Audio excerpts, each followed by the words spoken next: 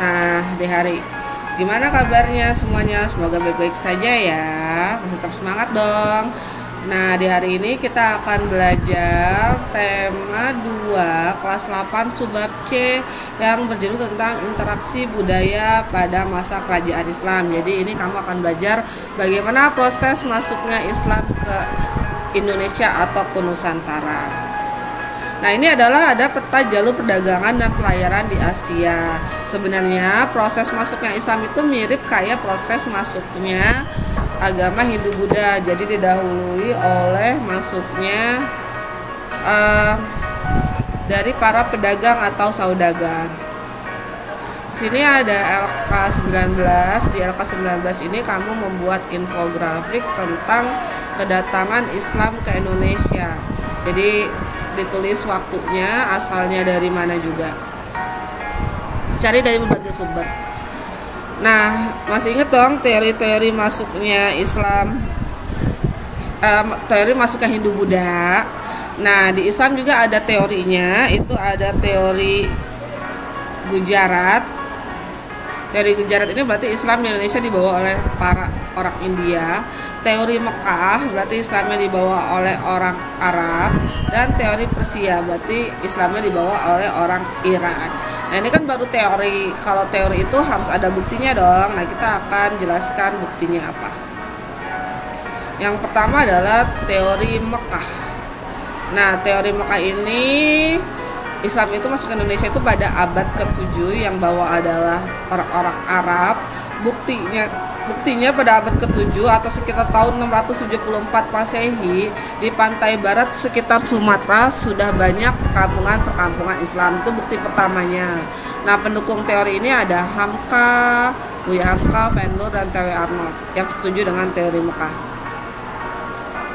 Terus bukti kedua adalah aliran Islam di Indonesia. Itu aliran Islam adalah mazhab Syafi'i. Nah, di mana mazhab Syafi'i ini adalah mazhab terbesar yang ada di wilayah Mesir dan Mekah. Sedangkan kalau wilayah yang lain tuh mazhabnya beda lagi. Kemudian bukti ketiga adalah raja-raja di daerah Samudra Pasai itu dapat gelar Al-Malik, di mana gelar Al-Malik sendiri ini adalah gelar untuk raja-raja Mesir. Yang kedua ada teori Persia. Ini Islam masuk ke Indonesia sekitar abad ke-13, yang bawa adalah orang-orang Persia atau orang Iran. Buktinya bahwa di bawah orang Persia, orang Indonesia suka memperingati peringatan 10 Muharram, di mana ini sama-sama seperti budaya orang-orang Persia. Pendukung teori ini ada Umar Hamdi Hussein, P.A. Hussein, dan Jaya Diningrat. Terus yang ketiga adalah teori Gujarat. Nah, kalau teori Gujarat ini Islam masuk Indonesia sekitar abad 13 sampai 15, yang bawa adalah orang-orang dari India. Nah, buktinya apa? Buktinya ditemukan batu nisan. Ini batu nisannya ya, batu nisan Malik As-Soleh, yang ukirannya tuh corak khas Gujarat atau corak khas India. Terus ada tulisan juga, tulisannya itu dibuat di Cambai, India. Nah, bahwa agama Islam masuk ke Indonesia pada abad ke-15 itu adalah dari catatan Mahuan. Ini seorang musafir Cina ya, yang mengatakan bahwa di sekitar pantai utara Jawa Timur itu udah ada masyarakat yang memeluk Islam. Kemudian juga bukti lainnya itu ada pemakaman Muslim kuno di daerah Troluyo dan Troulan. Ini makamnya orang-orang Majapahit yang sudah beragama Islam. Itu tanda sudah masuknya Islam pada masa pemerintahan Hayam Wuruk. Lalu juga ada di catatan musafir Portugal, yaitu Suma Oriental dari Tome Pires, yang menyatakan bahwa sekitar tahun 1512 sampai 1515 Masehi di kawasan Sumatera, Kalimantan, Jawa sampai daerah Kepulauan Maluku itu sudah ada orang-orang yang menyebarkan agama Islam. Nah, ini bukti-bukti Islam itu masuk Indonesia pada abad 7, abad 13 dan abad 15. Bagaimana cara penyebaran agama Islam di Indonesia? Kalau di Pulau Jawa khususnya itu penyebaran Islamnya oleh Wali Songo namanya. Kemudian cara menyebarkannya itu dengan cara mendirikan pondok pesantren atau menggunakan kesenian-kesenian berupa tembang atau tradisi lainnya seperti wayang. Nah, ini faktor yang menyebabkan Islam itu bisa diterima oleh masyarakat Indonesia dan menjadi agama mayoritas di Indonesia. Yang pertama, syarat masuk Islam sangat mudah, jadi tidak perlu upacara yang rumit, cukup mengucapkan kalimat syahadat saja. Yang kedua, kalau dalam upacara keagamaannya atau dalam bersembayangnya, Islam itu sederhana, jadi sholat 5 waktu. Tidak perlu upacara-upacara lain yang menyiapkan banyak hal. Kemudian Islam masuk ke Indonesia juga itu disesuaikan dengan tradisi yang ada di Indonesia yang tadi sudah Ibu sebutkan. Jadi bisa melalui kesenian atau bisa melalui pendidikan. Kemudian di Islam itu tidak mengenal kasta. Nah, sebelum masuk Islam itu kan masa Hindu-Buddha kan. Ketika zaman Hindu-Buddha itu kan ada kasta-kasta. Sedangkan kalau di Islam itu tidak ada kasta. Jadi banyak orang yang memilih masuk Islam karena dia tidak dibedakan atau tidak kasta. Kemudian kalau dari faktor politik sendiri itu adalah runtuhnya dua kerajaan besar, kerajaan Majapahit yang coraknya Hindu dan kerajaan Sriwijaya yang coraknya Buddha. Nah, ingat dong pelajaran sebelumnya, kalau zaman dulu itu zaman kerajaan, kalau rajanya agamanya Hindu, biasanya rakyat itu akan ngikutin rajanya. Nah, akibat dua kerajaan besar ini runtuh, mulailah di Indonesia itu, di Nusantara itu masuk masa kekuasaan Islam, masa kesultanan yang udah pasti kan rajanya tuh agamanya Islam, dan nanti rakyatnya akan ngikutin. Lalu penyebaran agama Islam dilakukan secara damai, jadi tidak melalui paksaan. Tadi sudah dibilang bisa melalui perdagangan, perkawinan, kesenian, ajaran, melalui pendidikan ataupun melalui tasawuf. Jadi lebih mudah diterima. Ini jalur atau saluran masuknya Islam ya, bisa dari pernikahan, pendidikan, perdagangan, dakwah, dan kesenian.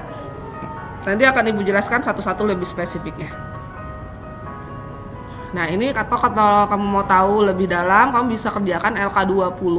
Di LK sendiri ini kamu disuruh cari dari berbagai sumber dan membuat clipping mengenai bagaimana cara penyebaran agama Islam. Nah, kita jelaskan dulu saluran pertama, yaitu perdagangan. Nah, perdagangan ini awalnya itu hanya di kawasan sekitar bandar-bandar.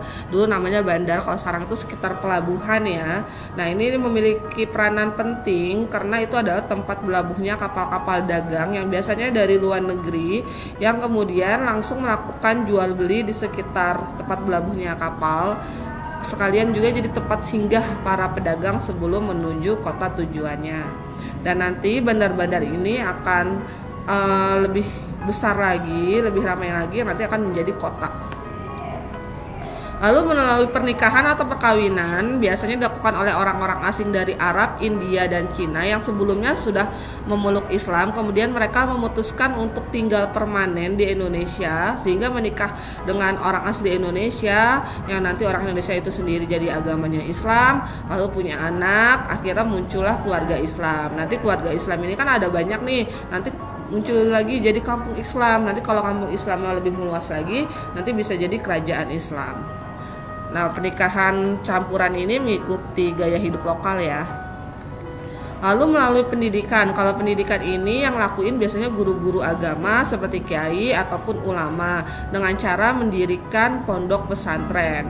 Nah, para santri-santri yang sudah selesai diajar di pondok pesantren, yang sudah pintar ilmu agamanya, ini biasanya dia wajib balik lagi ke desanya atau ke wilayah lain untuk menyebarkan ajaran Islam. Jadi Islamnya jadi lebih meluas. Di bidang kesenian, kalau di bidang kesenian ini contohnya dilakukan oleh Sunan Kalijaga dengan memanfaatkan media wayang. Jadi biasanya wayangnya itu tetap cerita utamanya, tokohnya itu adalah tokoh Hindu-Buddha, tapi ceritanya itu udah cerita Islam. Jadi ceritanya itu dimasukin unsur-unsur keislaman. Nah, terus bagaimana pengaruh Islam di Indonesia? Pertama, pengaruh dalam aspek geografis ya. Itu menjadikan Indonesia sebagai wilayah silang lalu lintas dunia, jadi jalur perdagangan dunia. Nah, ini yang kamu lihat ini adalah peta jalur pelayaran Cheng Ho. Ini laksamana Muslim terbesar yang dari Cina ya. Nah, ini ternyata jalur ini bukan hanya buat perdagangan, tapi juga buat politik, propaganda, dan ilmu pengetahuan. Terus di sebelumnya kan ibu sempat jelasin tuh bandar-bandar yang nanti jadi pusat perdagangan. Nah, lama-lama tumbuh menjadi kota pesisir. Kamu lihat peta di sini deh. Nah, ini adalah ibu kota kesultanan. Nah, ini kan kalau kamu lihat rata-rata ibu kotanya di daerah pesisir kan, di daerah pinggir pantai. Nah, nantinya berkembang menjadi kerajaan-kerajaan Islam. Pertambahan dalam jumlah penduduk pada masa Islam itu, pertumbuhan penduduk tuh menambah secara cepat.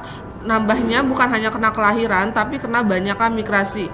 Banyak penduduk dari luar, yaitu biasanya dari daerah Asia Timur, Asia Barat, Eropa, itu juga masuk ke Indonesia. Nah, ini juga karena peranan dari para pedagang-pedagang Islam. Dan muncullah pemukiman-pemukiman bangsa asing seperti kayak kampung Arab, kampung Cina di Indonesia. Kemudian pemanfaatan lahan yang tadi awalnya kota-kota tumbuh di sekitar daerah pantai Indonesia, karena kotanya tumbuh pesat, jadi dia mulai bergeser tidak hanya di daerah sekitar pesisir, tapi juga mulai ke daerah agak pedalaman untuk dijadikan sebagai perumahan ataupun tempat usaha. Akhirnya hutan-hutan itu dibuka, dijadikan tempat tinggal.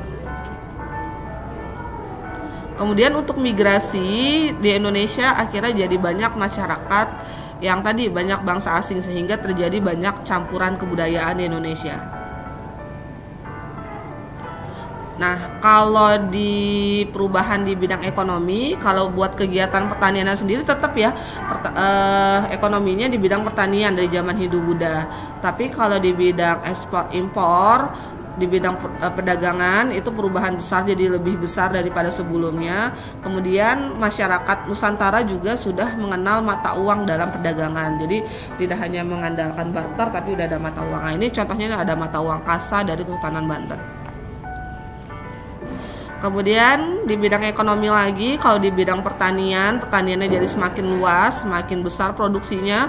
Kalau di bidang konsumsi, rakyat Nusantara sekarang konsumsinya juga barang-barang dari luar negeri. Contohnya nih kayak keramik-keramik seperti ini, guci-guci, porselen itu dari Cina, kemudian kain-kain tenun dari Arab.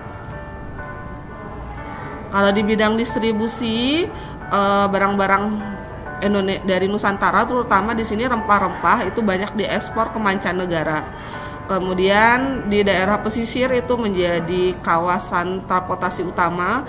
Jadi zaman dulu kan transportasinya masih sangat mengandalkan transportasi air ya, menggunakan perahu atau kapal. Dan muncullah kerajaan pesisir seperti Kerajaan Demak, Cirebon, Banten, Makassar, Aceh, dan sebagainya. Kemudian perubahan masyarakat di bidang sosial pendidikan, kalau di zaman Islam itu berkembang sangat pesat, karena kalau di Islam semua orang itu wajib bisa membaca dan menulis Al-Quran, menulis huruf Arab gitu kan. Nah, sedangkan kalau ketika zaman Hindu-Buddha, kalau kamu ingat, itu kan yang boleh mempelajari baca kitab-kitabnya itu kan hanya para kaum Brahmana kan. Jadi dari segi pendidikan itu kalau zaman Hindu-Buddha hanya dikuasai oleh para Brahmana, sedangkan kalau di masa Islam itu tidak ada batasan, semua bisa belajar membaca dan menulis. Dan biasanya kalau di desa-desa ini pendidikannya itu di daerah sekitar surau. Kalau untuk yang lebih intens lagi itu bisa pendidikannya di pesantren. Nah, salah satu pesantren pertama dan tertua di Indonesia itu adalah pesantren Tebu Ireng. Kemudian kalau di bidang budaya itu sangat terlihat di bangunan masjid Indonesia yang berbeda dengan masjid-masjid yang ada di Timur Tengah. Coba kamu perhatikan dua gambar ini ada Masjid Agung Demak dan Masjid Indrapuri di Aceh. Coba apa bedanya? Nah, iya, bedanya kamu lihat dari atapnya. Kalau Timur Tengah itu kan rata-rata atapnya itu bentuknya kubah. Kalau khas Indonesia itu atapnya kayak gini nih, namanya atap tumpang. Nah, mirip kayak kerucut gitu. Nah, biasanya jumlahnya ini ganjil atapnya, jumlah 3 atau 5 kayak gitu. Kemudian yang membedakan lagi, kalau masjid di Indonesia itu biasanya tidak ada menaranya. Dan banyak juga masjid-masjid itu yang terjadi akulturasi dengan kebudayaan sebelumnya. Contohnya kayak ini nih, Masjid Kudus. Lihat, menaranya ini bentuknya seperti pura kan, seperti candi. Nah, ini juga ada nih lawang kembar. Ini kayak pintu masuk masjid, tapi kan kayak pintu masuk ke candi. Ini juga ada nih contohnya nih. Tempat wudhunya juga seperti bangunan candi. Kemudian di bidang budaya lagi mengenai makam, banyak tokoh-tokoh penting Islam di Pulau Jawa itu makamnya ditaruh di tempat yang tinggi, biasanya di daerah atas bukit. Nah, kenapa ditaruh di tempat tinggi? Karena ini masih kena pengaruh dari Hindu-Buddha. Masih ingat kan kalau Hindu-Buddha itu buatnya namanya punden berundak, jadi makin tinggi makin bagus, karena kan kayak makin deket ke langit. Kemudian biasanya makamnya juga, kalau makam para wali itu dihiasi oleh corak-corak dan ornamen. Nah, ini contohnya Sunan Muria, ini yang ada gambar di sini, dan juga Sunan Gunung Jati. Nah, ini kondisi makamnya.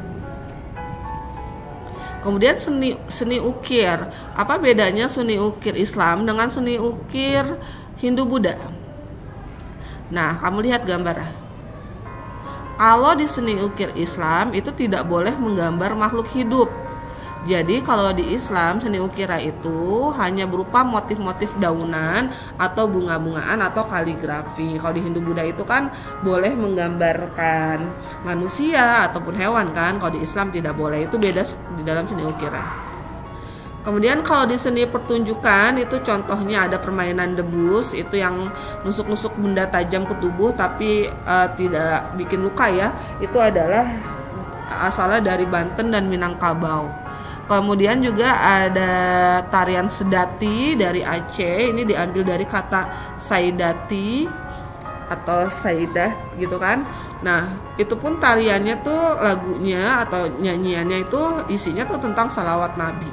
Kemudian ada wayang golek. Nah, wayang golek ini pun dikembangkan ceritanya itu berdasarkan cerita Amir Hamzah. Amir Hamzah ini semacam jenis cerita Islam ya. Nah, kemudian di bidang aksara dan seni sastra itu ada hikayat. Kalau hikayat itu cerita dongeng yang isinya tuh tentang peristiwa atau tokoh-tokoh sejarah. Jadi kayak misalnya hikayat Amir Hamzah nih, orangnya Amir Hamzah tuh ada sebenarnya, cuma ceritanya tuh agak dilebih-lebihkan jadi terkesan seperti dongeng. Makanya hikayat itu kata kuncinya adalah dongeng. Terus babat, kalau kata kunci babat itu adalah sejarah, cerita sejarah. Tapi kan kalau sejarah itu harus berdasarkan fakta kan. Nah, kalau babat ini masalah keasliannya, kefaktaannya itu diragukan. Contohnya ini babat Tanah Jawi. Babat Tanah Jawi itu berarti kan tentang dongeng bagaimana bukan dongeng, sejarah terjadinya tanah Jawa. Babat Cirebon itu tuh sejarah bagaimana Kesultanan Cilegon berdiri. Suluk. Nah, kalau suluk itu kata kuncinya tasawuf. Tasawuf itu adalah ilmu yang mempelajari atau memperdalam agama. Nah, kalau suluk ini isinya tentang persoalan tasawuf. Ini contoh suluk-suluknya. Sair, kalau sair itu adalah puisi lama. Nah, sairnya ada sair Abdul Muluk, Gerindam 12. Oke, nah ini adalah perubahan-perubahan pada masa Islam.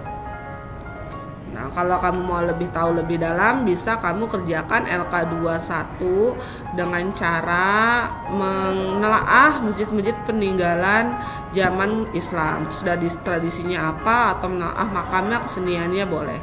Cari informasi dari berbagai sumber. Nah, kalau perkembangan kerajaan Islam ini sudah dipelajari sebenarnya di kelas 7 ya. Kerajaan-kerajaan Islam di Indonesia dari yang tertua sampai yang terakhir.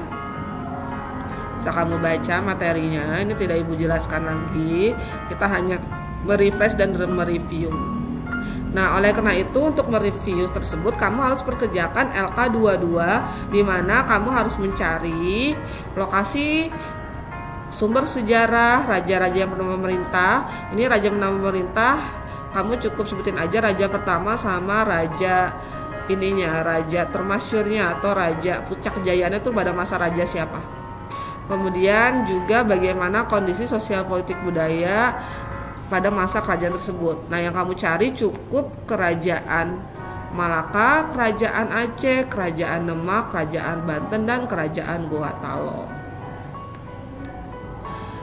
Oke, demikian pembelajaran hari ini mengenai subbab C, bagaimana masuknya Islam ke Nusantara atau ke Indonesia. Semoga mudah kamu pahami ya. Demikian pembelajaran kita hari ini. Terima kasih atas perhatiannya. Bye bye. Wassalamualaikum warahmatullahi wabarakatuh.